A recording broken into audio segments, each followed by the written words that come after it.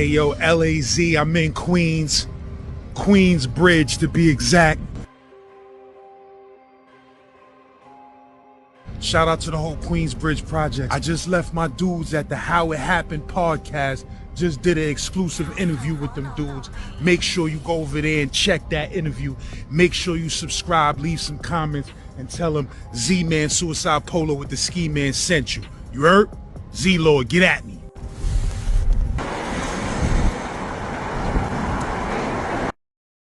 Hey yo, make sure you go on Spotify and stream that single from Chief Cherokee featuring Brav the Guard. It's called Rare Air. You heard? And make sure you go on Amazon and order some of these books from the bro Michael Lee Wood, aka Ohio Mike.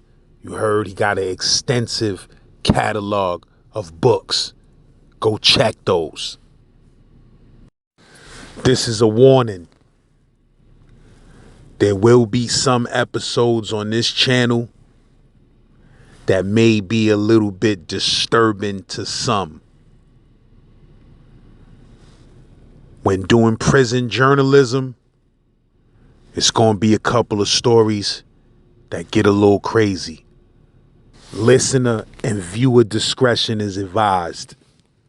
You know, I thought maybe I might have overdid it by picking him up and throwing him off the top tier, but luckily he survived because I wasn't actually trying to take his life or nothing. I was just trying to change it, you know, and teach him a lesson for all the guys that he jumped on. You know, there's one thing about the federal or state, you know, people don't, you know, you don't take too kindly to bullies, man. And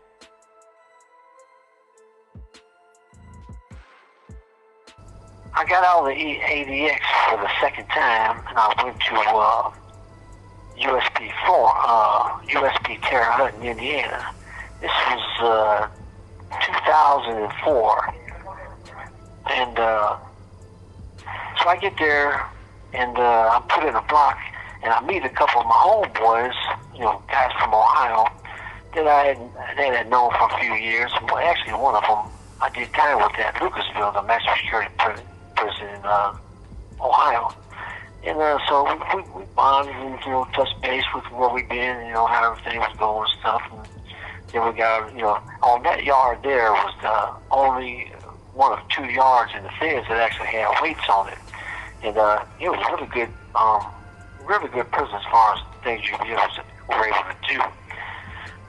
So we got our little workouts together and stuff like that. And I was in the biggest block. It was called M block, biggest block in the joint, and it was all cells, 2 top and bottom, all cells. So as the months go on and everything, we're out to jail and stuff like that, working out and doing our little thing, and with some other homeboys and stuff, and I met a couple other ones that I knew from Ohio that I did time with before, and you know, other guys, like a few blacks, a few oh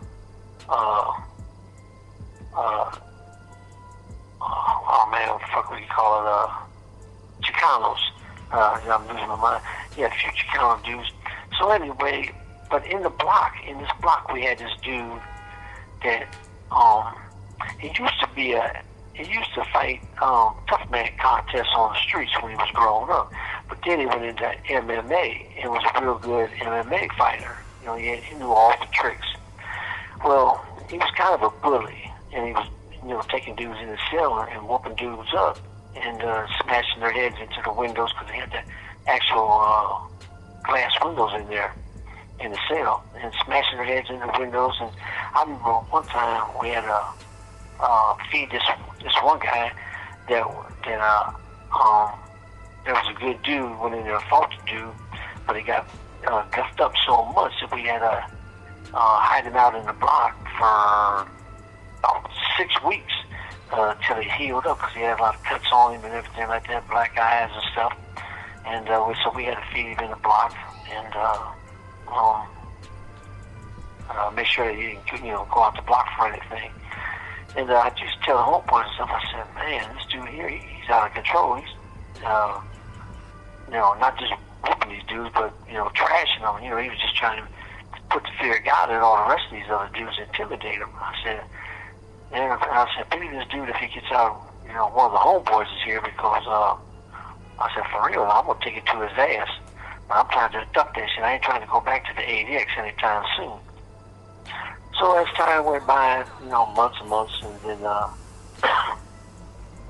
one day, he's on the same side where two of my homeboys lived, and Brett and a dude named Jay. And so I hear some rumbling out there a little bit. And so I look out, I'm in my cell. I look out there, and Brett's standing outside the door. His door is closed, and I can see that something ain't it's not right. So I go over there, and I hear the rumbling in the cell. Well, it's Jay, one of my homeboys who could fight real good. He's in there fighting this dude. His name was. He's in there fighting this dude, MMA fighter, and then the door opens up and walks out first, and so I go in the cell, and Jay's standing up. I can see his lips split and stuff like that. But he's over there sipping on the drink he had, and I said, "What's going on, man?" He said, "Man, ain't nothing. Got in a fight with his motherfucker. He ain't nobody, man. This and that, and so I stepped back out on the range, and this dude, he's over there telling a couple of dudes that he was teaching martial arts. He's telling them, he's saying it loud too for everybody hears it. He said, "Yeah, I'm going in there. I'm going back in there, kick his motherfucking ass, and if he does this and that, then I'm gonna trash him. I'm gonna do that. I'm gonna throw his ass over the fucking range." And so I'm listening to all this. He told about the homeboy, so I got pissed off on it, and I said, "What'd you say?" He said, first he looked at me because they knew my reputation. They knew that I already killed a couple dudes that enjoyed it. I said, "What did you say? That you gonna do to the homeboy?" He said, "Man, hey, you disrespect me and stuff." I said, "No, I'm asking you what you just said." He said, then in front of his friends, he's like, "I said I was gonna go back in there still, kick his motherfucking ass, and if he tried to fight back and try to get out on me, I'm gonna throw his ass over the fucking range." I said, "Oh, okay." So I don't say nothing. I go back over to my blotter, over to my cell, and I get a knife and I get a pipe, and I put them, secrete them on me, and I go back over, and then next door to Jay's house is another friend of mine that I met in the joint. We're real cool. So as I'm thinking about it, I take the knife out and I put it under his pillow, and I hold on to the clip. And then I go back on the range, and the dude is still out there. He's staring at Jay's cell and stuff like that. And then now they start arguing. Jay said, "Well, come on, let's do this again." So before they starts going over there, I say something to him. I said, "If you want to deal with it, but how about dealing with me? I'll bring your ass in my cell." So he said, I ain't barring nobody. I ain't barring nobody. You should nobody. This man did a whole bunch of cussing, which I won't call that on here because you probably can't use that. But so he goes back in the cell. Now he had on his tennis shoes. When he goes back in, he's got his steel-toe boots on, and he's got his weightlifting gloves on. And so he comes out, and he starts walking toward me. I said, "We don't even need to go over my cell." I said, "Hey, Jay, step out yourself for a minute." And he stepped out. I said, "Come on in here. Me and you will deal with this on one-on-one." So he walks into the cell first. Now, what I'm saying is I know all the cameras are watching us. I know everything's going to be on camera and stuff like that. So what I'm saying is I got my hand up here where nobody can read my lips or anything because I don't want the camera to read what I'm saying. I'm trying to figure it out. So he goes in the cell first. And I tell Jay, I said, "Just make sure there's nobody running here behind me." And he said, "All right." He said, I'm gonna go in on top. Let me take care of this." I said, "No, I got this." And so I went in the cell. They closed the door. Me and him, I pulled the pipe out, and but the cells are real small. It's an old prison, real old prison, and they're real small. So I pulled the pipe out, getting ready to use it. He attacks me, and we start rumbling and stuff like that, and I start hitting him in the head with the pipe. and he starts, you know, uh, hitting me, you know, in the face, stuff with the fist, and kneeing me with his little MMA tricks, you know, trying to hit me in the private areas and stuff like that. And so I'm hitting him hard enough. I'm splitting his skull, his skin, and now he's taking his forehead and he's wiping it on my t-shirt to keep the blood from going in his eyes. And I see him look through the door, and I said, "Oh yeah, this dude's trying to sneak out this door, try to get some room where he can use his feet and stuff." So when I feel him shift his weight to head toward the door, when I feel him shift and heading that way, I put my right hand up and go onto his back, and I end up pushing him into the wall with his momentum. And then as soon as he hits the wall, bounces back, I hit him with the club in the head a couple times, and he falls to his knees. And then his equilibrium, I see he's wobbly, and he can't get up. So he goes, okay, that's enough. I'm sorry. And I said, yeah, I know you are, but we still got to go through this. And so I tapped him in his head again and split his skull open and knocked him out. And then I turned him over and I hit him in the ribs, broke most of his ribs. Then I took his hands and put them on. We had porcelain toilets.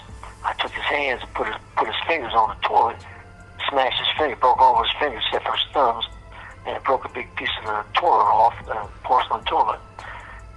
And then I walked out the door after I kicked him a couple times. I was like, man, you see what you did, you stupid motherfucker, you see what you did? And I got to go back to the ADX because you want to be a retard. And this shit had been building up for months and months and months. And so I go out, I had me a cup of coffee, drink some coffee and stuff.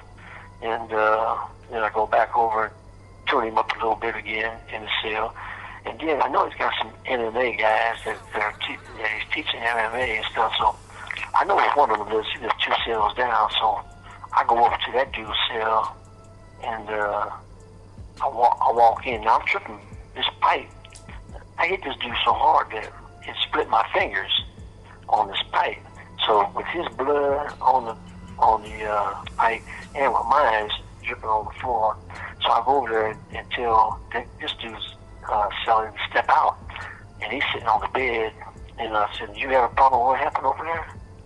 He said, "Nah." I said, "Well, if you got a problem with it, we can deal with it right now, just me and you." He said, "No, I don't have nothing to do with that, man. I ain't got no beef with you." I said, "All right, I'm just giving you a heads up, see if you want to deal with it." So I go on back over there, and or next door to that, and I go and sip on my coffee again and stuff, and tell my homeboys. I said, "Well, or I'm going back to ADX over this stuff." The more I'm thinking about it, I said, "Well, man, since I got to do that, nobody can see what went on in the cell." So I figured, I said, well, I might as well show everybody what can happen to them if they want to be a bully. So I went back into the cell, and I picked dude up when we was still unconscious, and his head split wide open, but you could actually see his brain, and his head was swollen up like a balloon, was splitting and stuff. And his eyes turned into like oriental eyes because his head swelled up so big that he was getting oriental eyes, slanting and stuff from all the swelling. So I picked him up and tossed him off the top tier onto the bottom floor down there. And he hit the bottom. He actually hit a table and bounced off the table, fell onto the floor. One of his boots come off and slid over onto to a cell across the range, and he laid there, and then all the blood and stuff was just leaking out of his head, going toward the BET TV, and all them dudes got up and scattered, and they all went in their cells and stuff, and then it count. That dude laid there for a while though, and then it count. The police didn't even realize it until they started walking past the dude on the other side of the range, until a couple of dudes laughed about it. He looked around, seen it, then he set his alarm off and everything, and so they didn't come in till they had everybody locked up, and they come in, they went and got a whole bunch of extra guards and stuff. They come in like about 2:30, 2:45 in the morning, and come up. I was the first one that extracted out the cell, and so they take a few of us and that are on camera and stuff around that area and lock us up in the hole and everything. And but I never got an outside case on that. You have 1 minute remaining. I never got an outside case on that because they saw him go into his cell, put his gloves on and his steel-toed boots, and he came into the cell over, which wasn't his cell, so he was the aggressor. And when they took him to the hospital, they had to X-ray him and stuff, which he ended up living, but he's a vegetable. He's down, you know. But they X-rayed him and stuff and found that he had keistered, you know, shoved up in his rectum like some tobacco, a handcuff key, and some other stuff, which was premeditation, that he was going to take this stuff to the hole with him. So that showed that he knew that he was getting ready to do something. And with the time that I was doing it, they told me, so yeah, they're not even going to indict you on this. They're just going to send you back to the Supermax. So I went back to Supermax for 5 more years on this one. And what you said happened to the dude?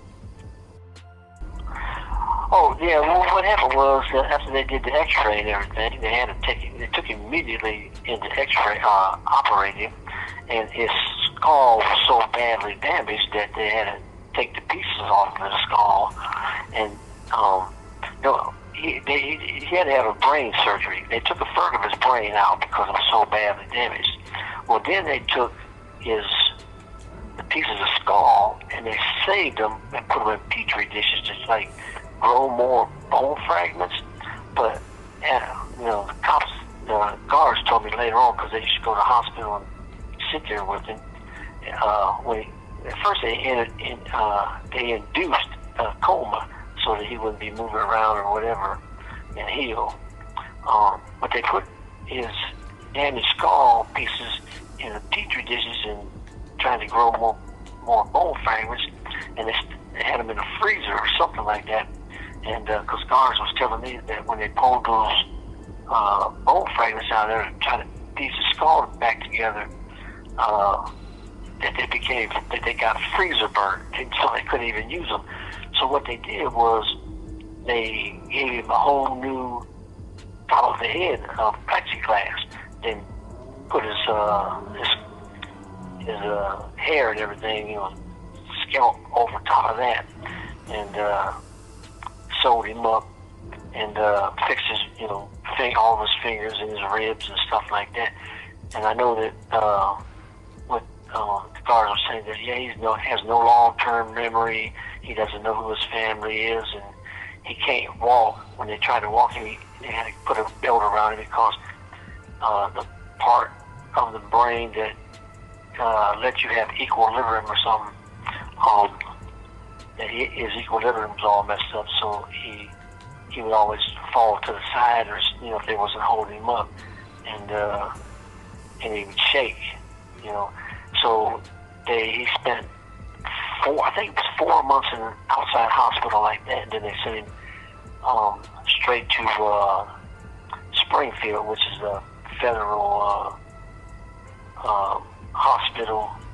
After you get out of a regular hospital on the streets, they sent him there, and he was there for, I think, 12 straight years, and then they sent him to another place after he was going through all that physical therapy and stuff like that.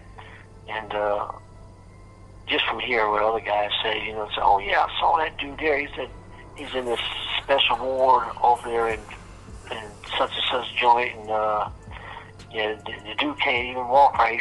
He walks like he's shaking like an old man. Stuff from the equilibrium is not good, and but yeah, he survived. You know, I thought maybe I might have overdid it by picking him up and throwing him off the top tier, but luckily he survived, because I wasn't actually trying to take his life or nothing. I was just trying to change it, you know, teach him a lesson for all the guys that he jumped on. You know, there's one thing about the federal or state, you know, people don't you don't take too kindly to bullies, man. And this dude was racking dudes up and laughing about it afterwards, about how bad he beat him up and how bad he, yeah, I got him in, he was joking about how they didn't know what the things that he put them in, like the holes he put them in, because he was real good at that MMA stuff. They didn't know how to get out of them, so he would choke them out and have his way with them. Do whatever they want to do with them, punish them, and he just thought it was real, real funny. So after he had jumped on the homeboy, and I seen the homeboys, even though he had held his own, which I respected, seeing his lips split open and stuff, and him saying, "Yeah, I'm gonna bring him back in here again. We're gonna do this again." I just got tired of it, and I was like, "Yeah, this dude, he needs to get a little wake up call, and I'm the one to give it to him." So luckily, I mean, it could have turned out a little bit different, I guess. But anybody I know, had anybody punch me in the face, as long as I can use that club on them, and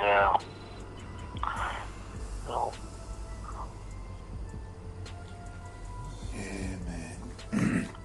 Crazy story. Crazy story. I said that's a crazy story, man. And that bullying shit. You said he threw somebody's face through some glass? I can't hear you. You said he threw somebody's face through a window or through a glass before? Well, he didn't throw, no. See, in the cells, it was an old penitentiary, so in the cell you actually had windows that you could open in there, and they were all glass windows. This old terror hut was built like in the last of the 1800s. This is over 100 some years old. And so when he used to take them in the cell and fight them, he used to take their heads and slam their heads through the windows. And like the guy I was telling you about, that we had to feed him in the block for 6 weeks while he healed up, and all of the cuts and stuff on his face healed up because the dude had smashed his face through one of those windows, and it cut his face up pretty bad.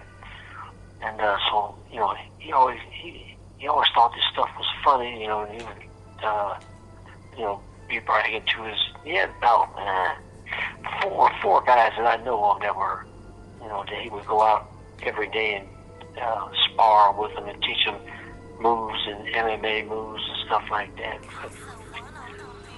And I mean, there was more to it. I'm just trying to make light of the situation. But there's like a couple of the other guys that were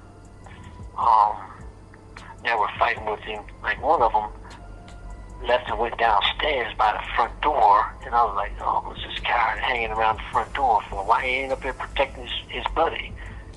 Which I would have, And then another one, I couldn't find him. He was always, the dude Sally was always talking mad shit about how tough he was and everything. So I went looking for him too. I was going to rack him up. And first I was saying, well, you know what? I'll just see how many of these dudes I could rack up and build a little pile of them down there on the bottom range. So I went around looking for him, and I couldn't find him. So I started going through the cells, looking under beds. And as a matter of fact, a couple guys that came to the hole months later, they was like, "Yeah, you remember you came in my cell and was looking under my bed and stuff." I said, "No, man, I don't even remember that. I remember looking under some beds, but I don't remember whose." They said, "Yeah, you was in our cell." And my son said, I was talking to my son. He said, "I can look in your eyes." And he said, "Man, nobody was gonna say something. Nobody was gonna say anything because it looked like there wasn't even nobody home." And looking in your eyes, so he was on a mission. And I never did find that one.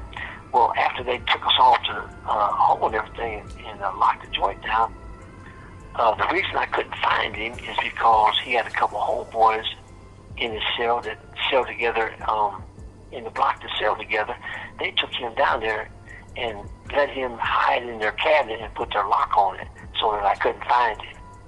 Because it was a big old thing where the cops were saying, like, man, they had him locked in the cabinet to save his life.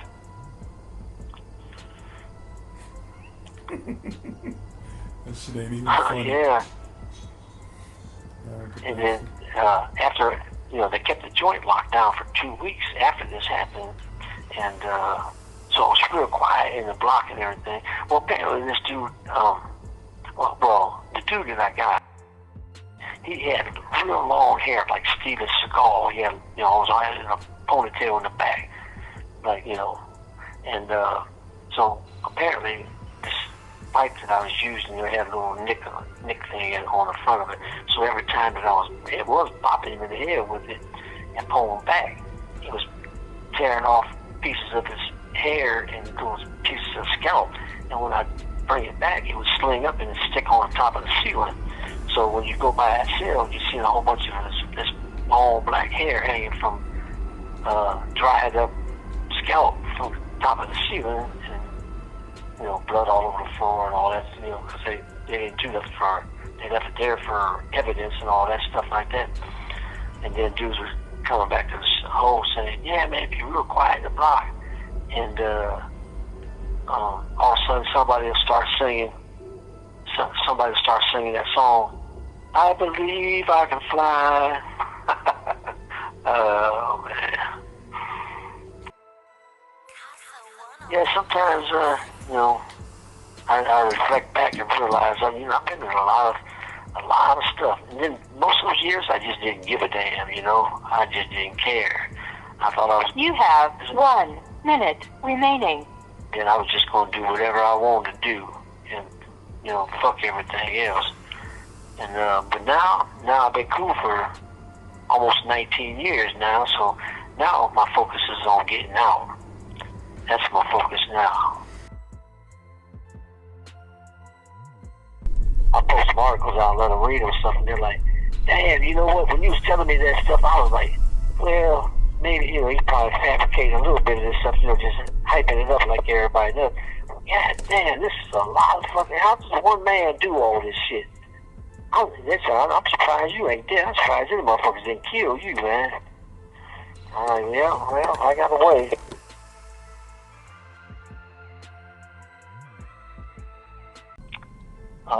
Where's the safest place to go? And this is one of the guys that I know for a fact that he was one of the guys that this dude used to disrespect every now and then. And so now there, he tells him, when he comes up to him, says, where's the safest place to go? And he goes, L3. And so the old dude walks down to L3, they let him in, shut the door, and beat him to death with them clubs, with pipes and stuff like that, the weights and stuff like that.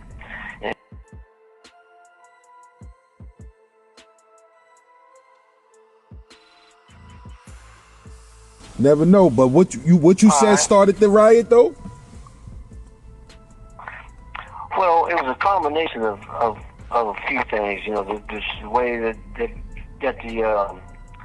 the police was running the joint. It was a chaotic place. It was huge. It was 4,500 people running around, and like I say, it was 6 tiers high, and there's like four main tiers and 2 main blocks, each block the west block, and each block, each range had 49 cells on it, and so there was, it was pretty damn big. And the shower, was one big giant shower. This thing was huge. It looked like a car wash, and that's what everybody called it, was a car wash.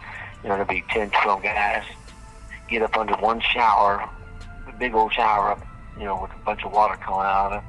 Soap up. You step out, you soap up, and take your turn, get in and rinse off and everything. And there'd be like 600 dudes in the shower at one time, literally. And it even had that little ravine in the bottom of it where cars could drain off and stuff like that. So it looked like a car wash. But the riot, it started with the officers and the way things were going on at the prison. I don't remember the specifics. It's been so, that was back in back in 77, early 77, 1977. And, but it didn't really last lasted maybe, I don't know, 6 hours. And lot of police got hurt, a lot of dudes got hurt. Actually, nobody got killed that I know of. I don't remember anybody ever being killed. But the spot was tore up pretty good, and then they come in with the guns and everything and got order. Regained order about 6 hours later, and sent a lot of guys that they could testify against in the riot. They sent them to Lucasville, which is a max security prison. And later on, when I got out there and I went home, well, I went to a halfway house, then I went home, and then I caught my case I'm on right now. I went to Lucasville and I met a lot of the guys that I knew that were involved in the riot there. And you said you wasn't. You said you wasn't there when that big riot happened in Lucasville. Yeah, I was there. I was there when that happened on April 11th, 1993. I had caught my last murder case in September of 1990. So I was still at the prison, but I was in the Supermax area when the riot happened. And the reason the riot happened was that they brought this new warden in named Arthur Tate, and he was an ex-FBI agent, and he had quit because his partner had got killed. So he quit and he became a warden. Well, he came in with that take, no compromise, everything was going to be his way or the highway. And so they was coming in there, they started this thing with TB testing. They said they was going to come around, do a TB test on everybody and stuff. So basically the Muslims had a problem with that because they didn't want to be swabbed with alcohol. And they wanted to do the chest x-ray. And he wouldn't do that because it's way more expensive to do. So he said, no, everybody's going to get this TB test and you're going to do it. So he had plans to lock the joint down on that Monday to put everybody in the cell, bring the goon squad around, extract people out that was going to refuse, hold them down, and give them a TB shot. Well, one of the brothers that worked in the infirmary saw them bring in a whole bunch of boxes of needles and boxes of paper bags and stuff. So we all knew the paper bags was for cold sandwiches, on lockdowns. So then they hear that he's going to lock it down on Monday and test everybody. So on Sunday afternoon at recreation, all the guys get together and they stage a fake fight in the gym on the L side. The reason they did that is because they wanted all the cars to run down there, and they were going to just start snatching them up. So they start a fake fight, and the alarms go off and everything. All the police run down to the gym, and the dudes are waiting for it with baseball bats, clubs, weights, and everything else. And when they come down, they start just taking them all hostage. A bunch of them got up and ran back up the hallway and got away, but there was, I think, 38 hostages altogether. And so then they start going into the blocks, took the keys and opened up all the doors and stuff, and made it, told everybody, hey, come out of the cells, everybody out in the hallway. Well, a lot of guys, the door to the outside was still open. A lot of guys didn't want to be involved in the riot. They got out on the yard for they would be involved in the riot. And a lot of guys stayed. And so they just opened up. There's eight units.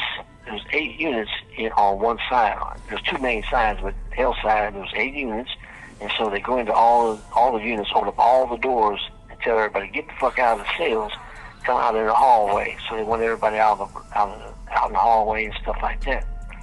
And so they start securing the hostages. They take them, tie them up, throw them in cells, like 6 or 8 at a time, throw them in the cells.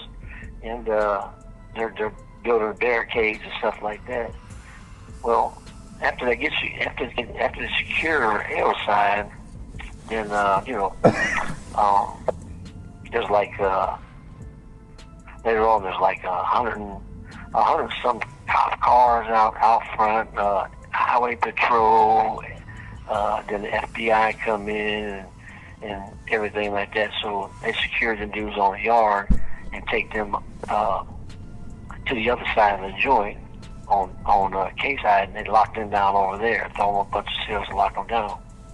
And the ones that wouldn't fit over there, because it was so filled up and they were just packing dudes in cells, they put them on buses and transfer them to other prisons and put them in a hole over there. Well, once the guys get L side secure, and then they start breaking down. They try to break into the doors of the unit manager's office, but they can't get through the steel door. So what they do is they take their plates and bust the cinder blocks out and crawl through. And they're in there rummaging through all the files and stuff, looking for the rats and, the dudes that are sending kites in, telling, and, everything like that. 11 bloody days of standoff and negotiation.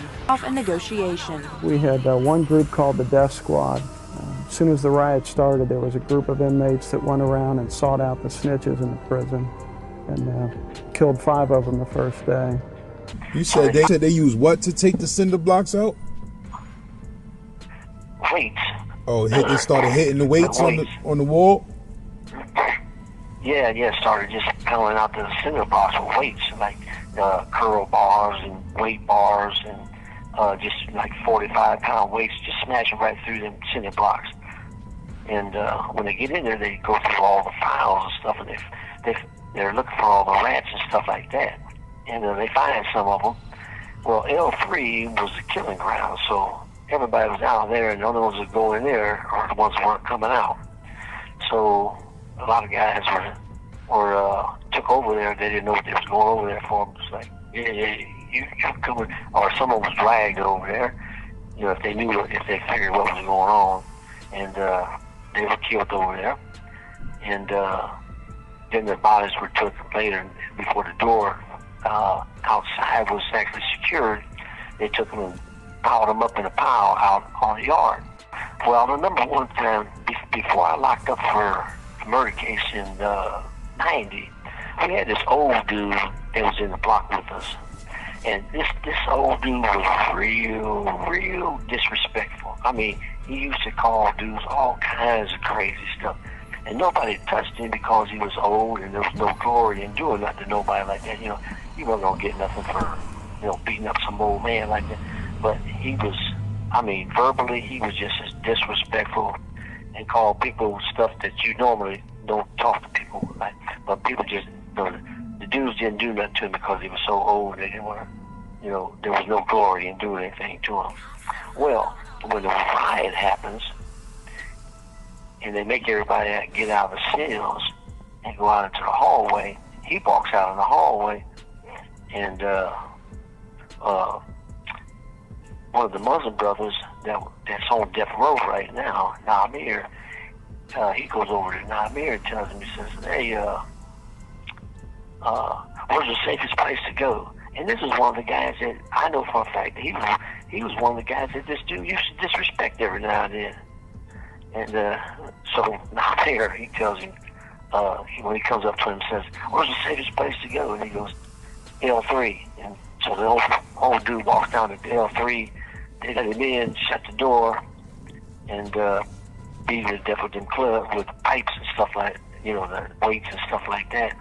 And so after the riot and everything, I'm in the block in the Supermax area, and one of the guards, I was talking to him one day, and he says, yeah, I was out there and had to pick up all the bodies with the National Guard. We had to go around picking up the bodies.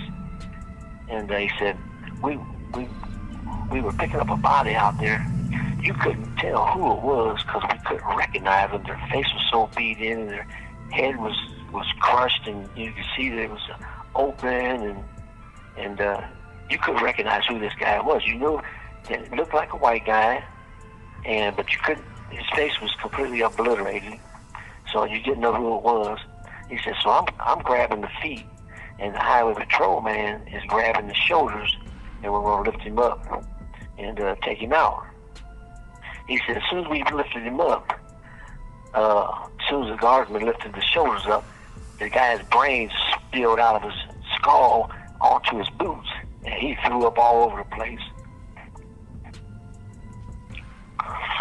So the riot went on for 11 days, and then there was a few other people killed, and then they wouldn't negotiate. You have 1 minute remaining.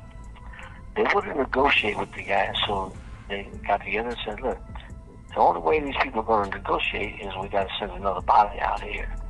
So they did. They drew straws on the guard. They drew straws on the guards, and a guard named Robert Flannagan, his name came up. So they took him over got him out of the cell, took him over to the shower, put a cord around his neck with a half of a piece of a broom handle, and twisted around there and choked him to death. Took his body and threw it out on the yard, and then they started negotiating with him. But anyway, after 11 days, they got all the negotiation done and what everybody wanted and everything like that, which the state went back on most of that anyway, because they said that they had agreed to everything under duress. And I mean, the total was like nine prisoners and 1 guard died, which was not a whole lot, by rioting standards. It wasn't enough, compared to what happened in Attica. Like I was telling you earlier, I used to travel when I was a kid. I used to go up to Utica because I got a lot of family that live up there on my mother's side. They're all Italians. And I used to go up there and hang out for a few days a week. Then I used to go from there up into Maine, where I got a lot of relatives up there too. And I used to stay up there in Jonesport, Machias, or Bangor. Well, I was in Utica when the 1972 riot at Attica happened, because that was a big thing back then. It was all on the news and stuff, and I used to sit there and watch the news and listen to what everybody was saying about the riot and stuff like that. And then they went in there. I think it was Rockefeller was the governor, and he ordered them to go in and to take the joint back. He went in there. They went in there and killed a bunch of prisoners. And they also killed a bunch of guards, because the guards were forced to put on prisoner uniforms. So they thought they were prisoners, and they killed them too. And because of that riot, it changed a lot of things in the prison system for rehabilitation. And but that only lasted for like 5 years or so, because then President Reagan, he became president in 1980, took over from Jimmy Carter. I remember because Jimmy Carter was the president when I came to prison in 78. And Reagan did away with all rehabilitation, and he tossed that stuff in the sewer, and it was all about the war on drugs, and him and Nancy with Just Say No and all that stuff like that. That Lucasville riot, what is it again? The longest riot in U.S. history, or the big? What is it? The longest, it was the longest riot in U.S. history for 11 days. It became clear early on that the National Guard was needed. The FBI was then called in, and they determined a team of negotiators would be needed. Yeah, I'm looking at it. I'm looking at an article about it online right now.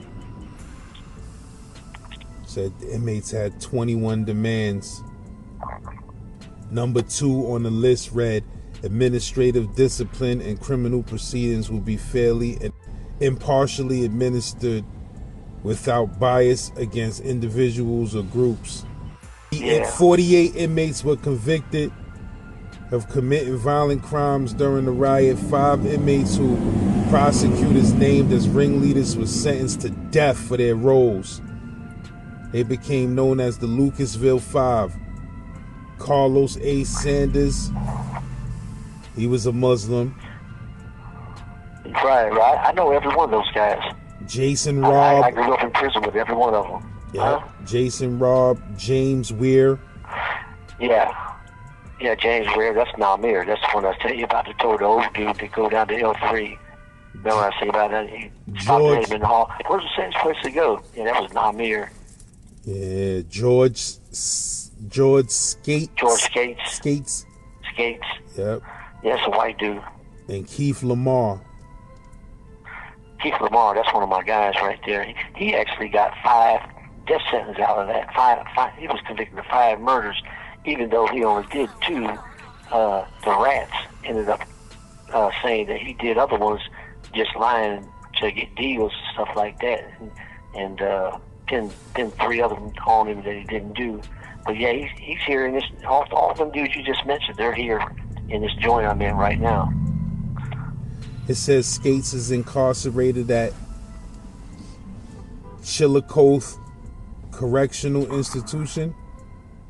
Right. Well, Chillicothe. Chillicothe is where they got the new death row at, where they took it from here and put it in Chillicothe. That's about 50 miles from Lucasville. That's where the death chair is at Lucasville. But the guys that the 5 that we're talking about that were involved in the actual riot as shot callers in the riot, they are still here. They don't let them go be around with the other dudes on death row. They're here in this joint right now. They're down in what they call C6. 3 identified as ringleaders. 5 were sentenced to death, including the person identified as the mastermind, Carlos Santos. He's very intelligent, he's very powerful, very manipulative, and I think that showed throughout the riot. He was able to get hundreds of inmates to rise up and do his bidding. But now that it's over, we're relieved it's over, and I feel strongly we got the main players in the room.